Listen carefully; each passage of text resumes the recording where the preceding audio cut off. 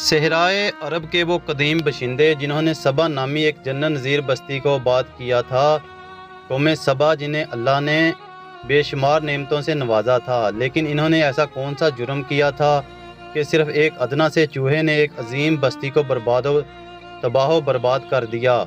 قوم سبا کون تھے اور ان کا انجام کیا ہوا؟ قرآن مجید نے ہمارے لیے سبق آموز قصے بیان کیے ہیں، جہاں کہیں کسی قوم کے کسی برائی کا ذکر ملتا ہے تو کہیں کسی قوم کی سرکشی کا تذکرہ ہے۔ اقوام پر آنے والے خوفناک عذاب اور ان کے انجام سے نہ صرف قریش مکہ بلکہ اہل کتاب اور اس زمانے کے لوگوں کو ڈرایا گیا ہے، یہاں تک کہ یہ دنیا میں آنے والے تمام انسانوں کے لیے نصیحت ہے۔ ان اقوام میں سے ایک قوم ایسی بھی تھی جسے قوم سبا کہا جاتا ہے۔ تاریخ کے مطابق سبا جنوبی عرب کے ایک بہت بڑی قوم کا نام تھا۔ قدیم زمانے سے ہی پوری دنیا میں عرب کے اس قوم کو کافی شہرت حاصل تھی۔ 2500 سال قبل از مسیح کے اصولیہ اور بابل کے کتبے میں اس قوم کا ذکر ملتا ہے، جنہیں ساہوم کہا گیا ہے۔ اس طرح بابل کی کتاب یرمیہ میں بھی اس قوم کا ذکر آیا ہے۔ تاریخ کو گنگالنے سے یہ معلوم ہوتا ہے کہ اسلام کے ظہور سے قبل جزیرہ عرب میں بسنے والی اقوام کو مورخین 3 طبقوں میں تقسیم کرتے ہیں، جو کہ عرب بائدہ، عرب اربا اور عرب مستعربہ کہلاتے ہیں۔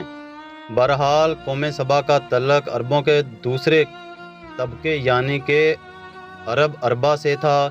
قوم سبا کو سبا اس لیے کہتے ہیں کیونکہ اس علاقے کو سبا نامی ایک شخص نے آباد کیا تھا، لہٰذا ابن عباس رضی اللہ تعالیٰ بیان کرتے ہیں رسول پاک صلی اللہ علیہ وآلہ وسلم سے سوال کیا گیا کہ سبا کوئی مرد تھا یا عورت یا کسی ملک کا نام تھا؟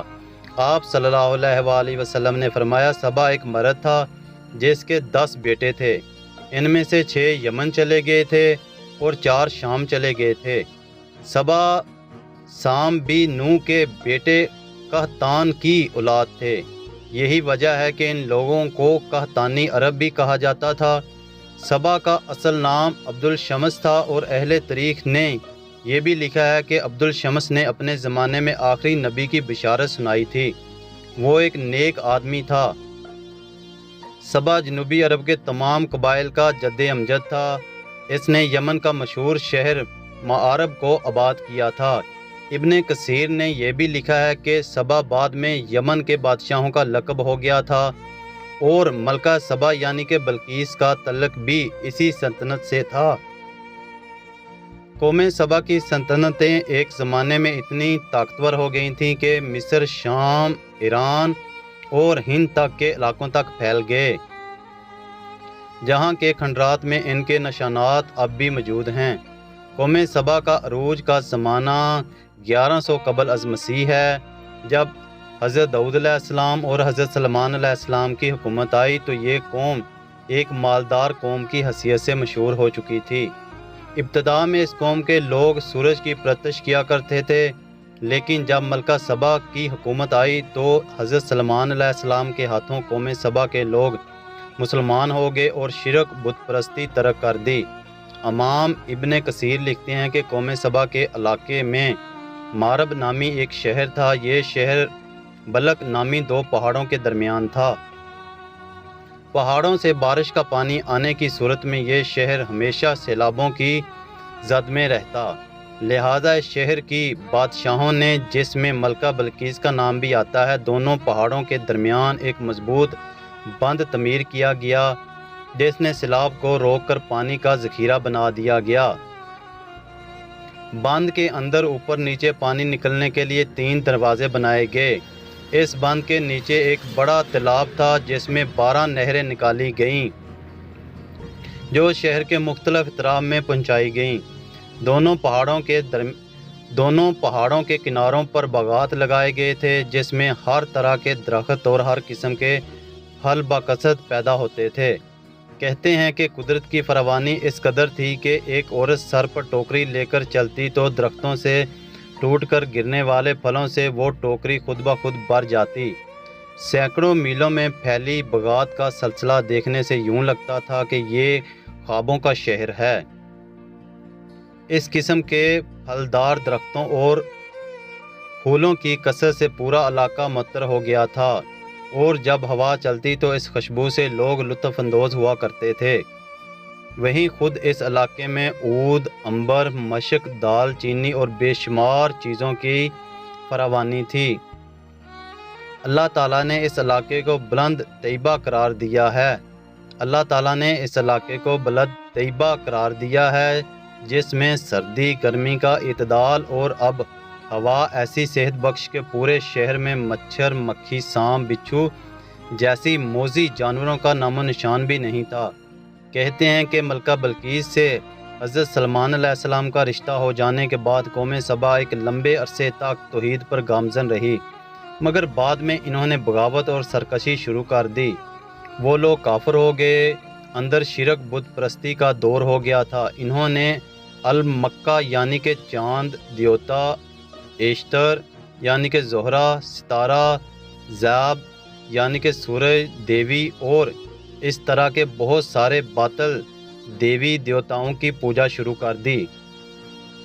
نہ صرف شرک بت پرستی بلکہ قوم سبا کے لوگ نہایت ہی عیش پسند اور اللہ کے ناشکرے ہو گئے تھے اور مال و دولت کے نشے میں چور ہو چکے تھے۔ وہ خدا کی یاد سے غافل ہو گئے۔ اتنی سارے نعمتوں راحتوں کے فراوانی کے باوجود وہ اللہ کو بھول بیٹھے اور دنیا کے دل فریبوں میں ہی مست ہو گئے۔ قوم سبا کے لوگ اثرات کرنے لگے تھے اور خدا کی دی ہوئی نعمتوں کو بیجا برباد کرنے لگے۔ حالت یہ تھی کہ یہ لوگ خالص گندم کی بنی روٹیوں سے بچوں کے بدن کی گندگی صاف کیا کرتے تھے۔ بعد میں ان گندی روٹیوں کو اکٹھا کرنے سے ایک پہاڑ بن گیا تھا۔ جب کوئی صالح شخص انہیں اس عمل سے ڈراتا اور اللہ کا خوف دلاتا تو وہ جواب دیتے کہ جاؤ، ہمیں بھوک اور اناج کی کمی سے کوئی ڈر نہیں ہے، ہمارے پاس بہت سارے پھل، گندم اور میوے ہیں۔ غرض یہ کہ نعمتوں کی کثرت نے انہیں غافل کر دیا تھا کہ وقتاً فوقتاً قوم سبا کی طرف 13 پیغمبر مبعوث کیے گئے تھے، لیکن ان 13 پیغمبروں کا ذکر قرآن یا حدیث پاک میں کہیں بھی موجود نہیں اور تاریخ کے حوالے میں بھی موجود نہیں ہے۔ ان انبیاء کرام نے ان لوگوں کو خدا کی نعمتوں کا شکر بجا لانے کی تلقین کی اور انہیں راہ راست پر آنے کی نصیحت کی اور بے جا اثرات سے توبہ کرنے کو کہا، لیکن ہر سرکش قوم کی طرح انہوں نے بھی انبیاء علیہ السلام کی دعوت رد کر دی اور اللہ نے انہیں سنبھلنے کی کافی مہلت دی، لیکن وہ اپنے کفران نعمت پر قائم رہے، لہٰذا اللہ نے ان کی گرفت کرنے کا فیصلہ کیا۔ قوم سبا کے جرم کے پاداش میں ان پر اندھے چھچھندروں کو مسلط کر دیا گیا۔ ان صحرائی چھچھندروں اور چوہوں نے ان کے عظیم معرف ڈیم کا رخ کیا اور بند کو نیچے سے کھودنا شروع کر دیا اور اس میں سوراخ کرتے چلے گئے۔ چوہوں نے بند کے نیچے جگہ جگہ چھوٹے بڑے سوراخ کر دیے، لہٰذا جب پانی کا ریلا آیا تو انہیں چوہے کے دریا بنائے گئے سوراخوں سے نکلنے کا موقع مل گیا، جس سے بند ٹوٹ گیا اور پانی پوری بستی میں پھیل گیا۔ قوم سبا کے تمام باغات اور کھیت پانی میں غرق ہو گئے اور پانی کے ریلے میں اہل سبا کا مال و اسباب اور مویشی سب بہتے چلے گئے۔ پہلی سبا کے خوبصورت سجے سجائے محلات اور مکانات ویران ہو گئے۔